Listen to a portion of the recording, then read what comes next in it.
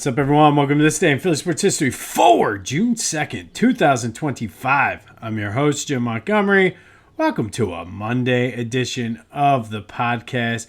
Feels like it's going to be summer out there this week. Got a couple 90 degrees in the forecast. The rain is out.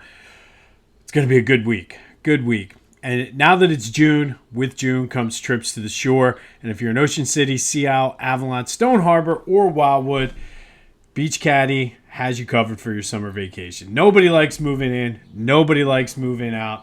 They'll do it for you. After sitting in traffic trying to get down to the shore, just go to beachcaddy.app, hit the whatever you want to do, but let them know when you're checking in, and they'll move your stuff from your car to your house. And then at the end of the week, they'll move it back out and into your car.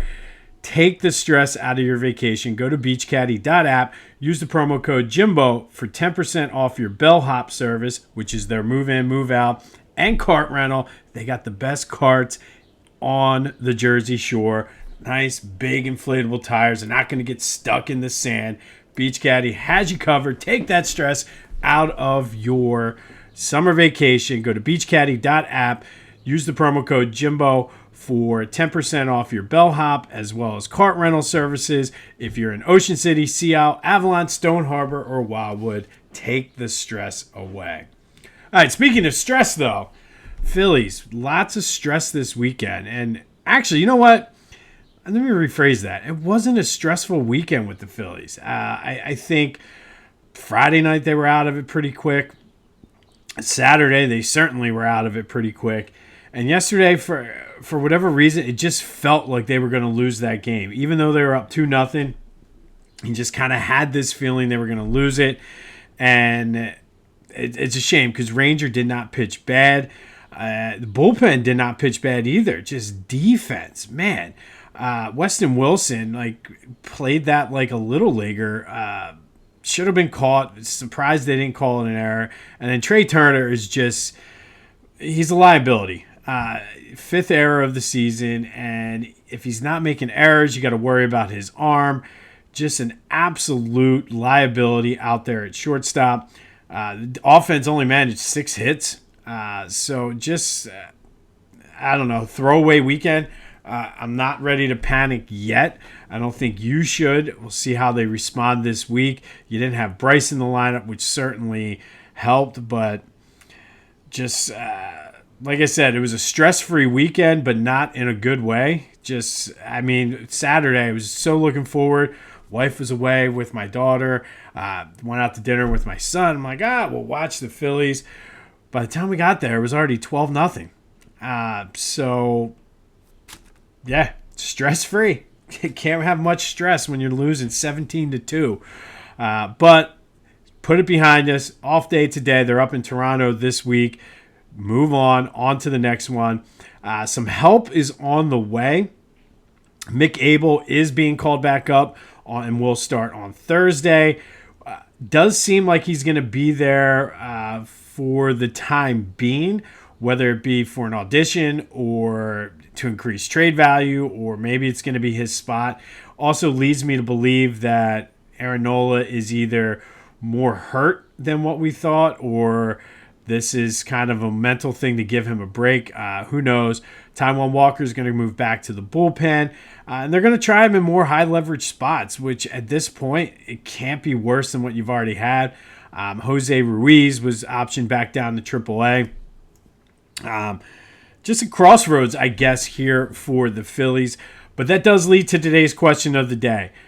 Would you consider, and everybody keeps talking about moving Trea Turner to the outfield, but he's not been getting any working on fly balls. Would you move Trea Turner and Bryson Stott, just swap them? Put Trea at second, Bryson at short. I don't think it could hurt, but let me know your thoughts on that. 267-495-8531. That's the Back to the Future voice and text line. Let me know your thoughts on that. Anything else Philly sports related, but just brutal. Just bad. I mean, as good as they were playing against those crappy teams, Milwaukee came in hot to their credit, and as good as things were, that's how bad they were this weekend. So you put it behind you, you move on to Toronto. Anxious to see what Mick Abel does on Thursday. All right, let's do some quick housekeeping. Be sure to follow me on social media, Jimbo_Mott on Twitter and TikTok. On Instagram, at PhillyJimbo. Subscribe to the YouTube channel, Jimbo_Mott, and continue to spread the word as we grow this thing. If you want some highlights on whatever we're talking about, I post highlights, clips, photos on my social media, including my Facebook and LinkedIn, so hit me up there. Big week for the podcast this week. Thursday, I think it's Thursday or Wednesday. I guess it's Wednesday, will be my 1,000th straight show. Pretty impressive. We'll kind of go over what's happened in Philly sports for the past 1,000 days. And then throughout the month of June, I'm going to be adding some new segments and kind of playing around with some of the presentation of the podcast. As you know, I've been doing a trivia every day. That's going to stay. And then each day is going to be a specific focus. We're still going to do our special things like the tournament, things like that, but just kind of tweak things as I prepare. And here's the big announcement on a Monday. I am going to drop the podcast to Monday through Friday. I'm going to stop doing the weekends, and I'm going to do this for two reasons. That's coming June 20th is when that change will go into effect. And a couple of reasons for that. One, obviously it'll free up some time for me, and I'll be able to kind of repurpose that time back into presenting the week, the Monday through Friday portion of the podcast. But it also is going to free up some time kind of thinking ahead for the fall. I'm working with doing a similar to what I did on the podcast this year, but dedicate a whole show just to an Eagles pregame. Kind of working with some folks trying to kind of align that to have a co-host with me for that. As I work on the details, I'll give you that. But 1,000 days, that's a long time. And I'll get more into this on Wednesday when we finally hit the 1,000-day mark. But have not missed a day in 1,000 days.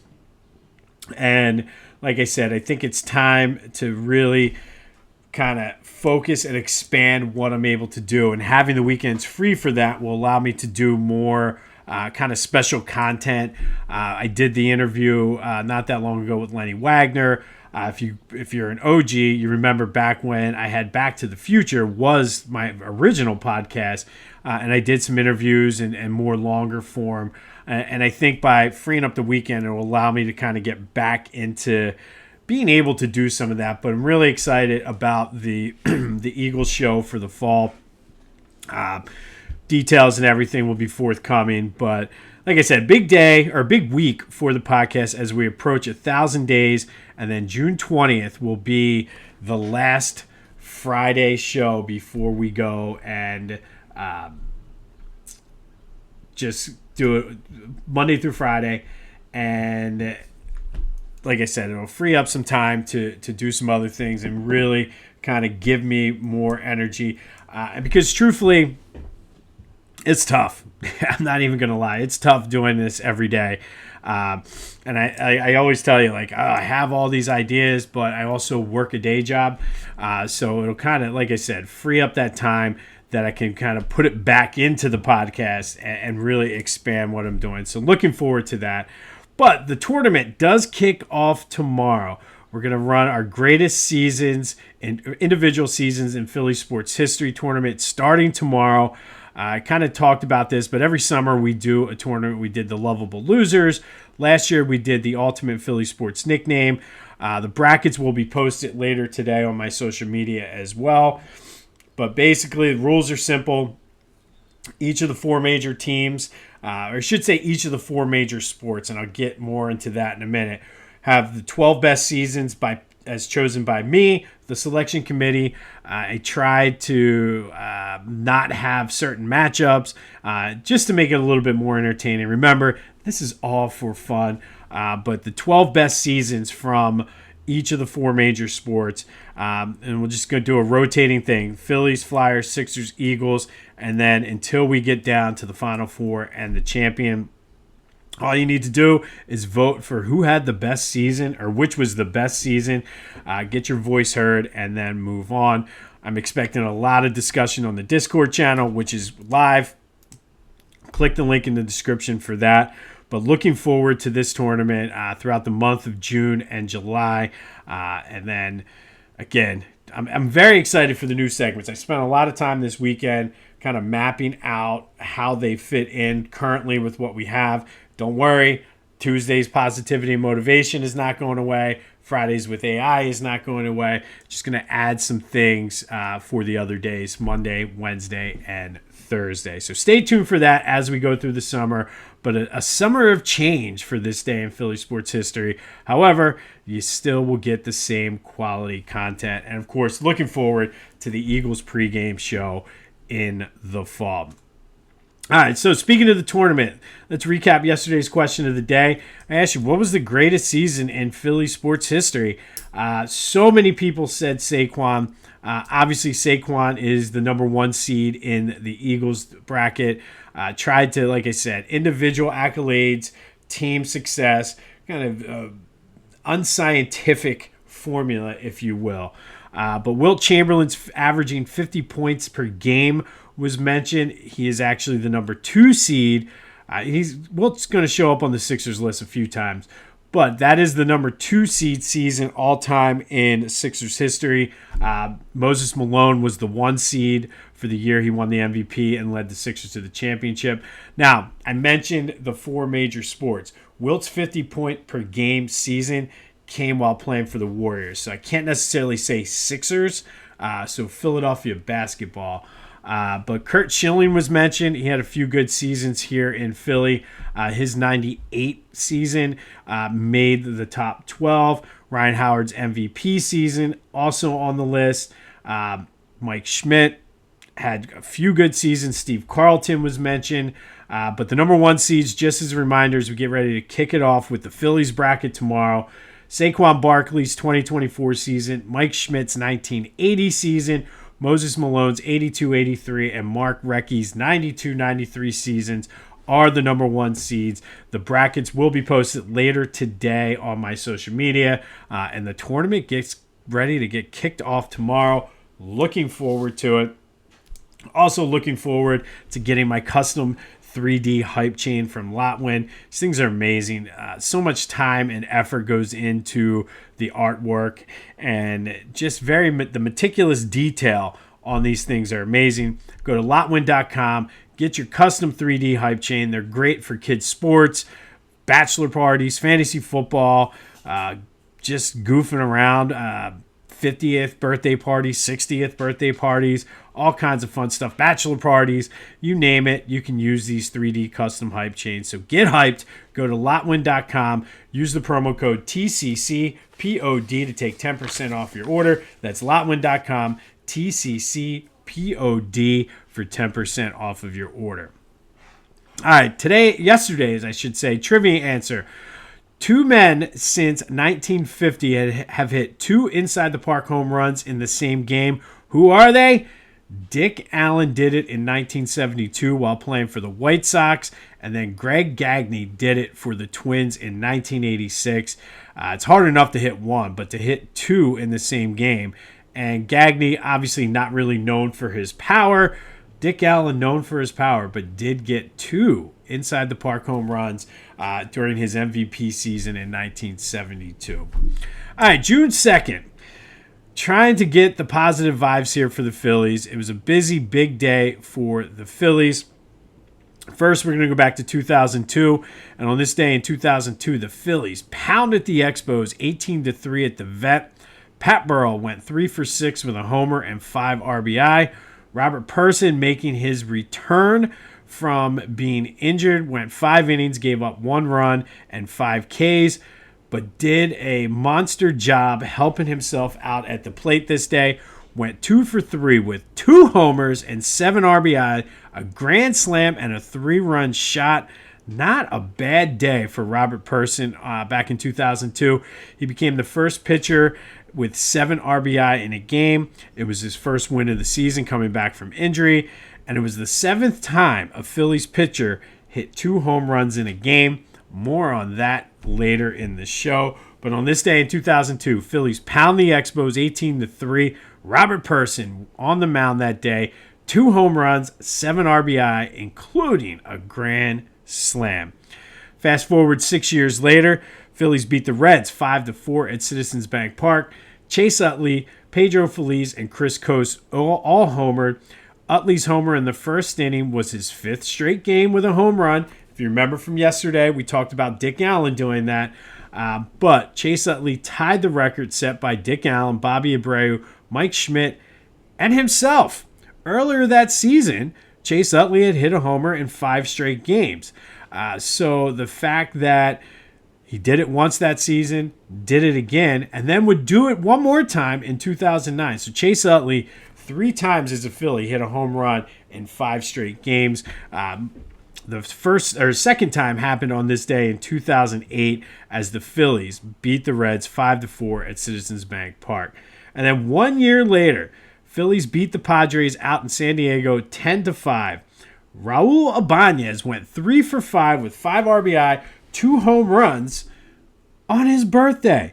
It was Raul's 37th birthday on this day, and he celebrated by hitting 2 home runs out at Petco Park. It was his 18th and 19th on the year. It was the Phillies' 5th straight win. They were in the midst of a 7-game winning streak. But Raul Ibanez was great. He signed as a free agent before that 2009 season. Had an all-star year, hit 34 homers, 93 RBI, and just was a key, and I feel like almost underrated piece of that 2009 World Series team. But on this day, Phillies beat the Padres 10-5. Raul Ibanez celebrated his 37th birthday with 2 homers and 5 RBI. Greg Dobbs also got into the mix, also adding a home run as the Phillies pounded the Padres 10-5 en route to a World Series appearance. Be sure to check out my boys over at the Clashing Conferences podcast. Great things happening with their Sports Fan Network. Go to clashingconferences.com to see how you can get involved and become a member.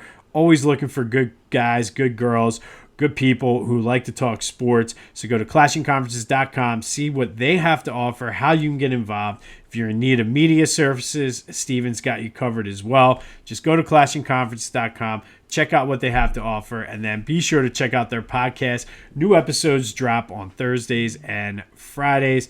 And of course, Philly Goat. Don't forget about Dad. Father's Day is going to be here before you know it. My kids are likely going to be down in Cape May with the in-laws. Hopefully, my wife will go too, and I'll have the house to myself, which would be great. Maybe play a round of golf. But was able to choose what my Father's Day gift was. And of course, I went to Philly Goat. I got to cruck around and find out the maroon with the white lettering and the blue outline on the bell. And of course, the Tecmo Bowl Tush Push shirt. Got that in black. Excited for them to come. Philly Goats got you covered for Father's Day, whether it's T-shirts, the Phillies Rocks glasses, get a cooler for the pool. I've used it twice already, 3 times actually, and it's great. It's perfect. Put the cooler on. I put ice in it the one day, but just throw ice packs. It keeps things cold. Has pockets for your wallet, your phone, your koozies. Like our pool, you have to have all your drinks in a koozie. It's great for the pool. So many good things to get at Philly Goat for Father's Day. So just go scroll through the sites. The shirts, though, cruck around and find out, and the Tush Push are on the way. Obviously, I will show them off so you know what I'm talking about when I get there. If you don't want to wait for that, go to Philly Goat, scroll through their site, and use the promo code Jim Montgomery to take 10% off your order. That's phillygoat.com. Promo code Jim Montgomery to take 10% off of your order. All right. I told you I was going to come back to the Phillies pitchers who hit 2 home runs in a game. That is today's trivia questions. It's happened 7 times. Which 7 pitchers have hit 2 home runs in the same game for the Phillies? If you were paying attention earlier, you at least know 1. So hit me up on the Discord channel. Let's talk some Philly sports today as summer is getting here. It's almost time to bust out my Cape May slides from Philly Goat, which get Dad some slides, or the canvas loafers. Get some slides. All kinds of good stuff at Philly Goat. But our trivia question, who were the Phillies have had 7 pitchers hit 2 home runs in a game. Who are they? And then finally, just a reminder, the Philly Sports Summer playlist is now available on Spotify and Apple Music. It's listed under This Day in Philly Sports History, Summer Sports Playlist. So go download that, check it out, play it, whatever you got to do. If you need any help or have any questions, hit me up with that. On this day in 2009, Raul Ibanez celebrated his 37th birthday by hitting 2 homers and 5 RBI in the Phillies' 10-5 win over the Padres. 1 year earlier, Phils beat the Reds 5-4. Chase Utley homered in his 5th consecutive game, tying a record he shared with himself, Dick Allen, Bobby Abreu, and Mike Schmidt. He did it earlier in the 2008 season and would do it again in 2009. And in 2002, Robert Person with 2 home runs in the Phillies' 18-3 beating of the Expos. You got one of the 7 that have done it for the Phils. So who are the other 6? 2 of them should be pretty easy. But hit me up on the Discord channel and let me know which Phillies pitchers have hit 2 home runs in a game. We're excited to kick off the tournament. First round Phillies bracket action tomorrow. Looking forward to that, so stay tuned. All you need to do is get your vote in. Let's have some fun with this tournament over the summer as we approach the 1,000-day mark, and then we're able to kind of do some tweaks and start focusing on the Eagles season as the defending NFL champions. Looking forward to that pregame show. Details coming as soon later this summer as we get closer to football season. This has been This Day in Philly Sports History for June 2nd, 2025. My name's Jim Montgomery. Go have yourselves a Monday, and until next time, I'll see you when I see you.